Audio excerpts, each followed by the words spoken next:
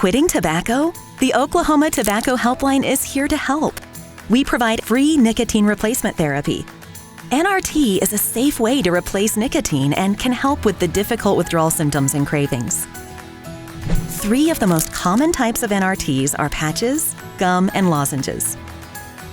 When used correctly, NRTs can double your chances of quitting. Many tobacco users find NRTs helpful for quitting. Every person is different. It might be worth trying NRTs to see if it's right for you. Think of it like this.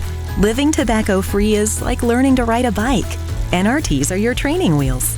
They help you find your balance and keep you on track on your path to quitting.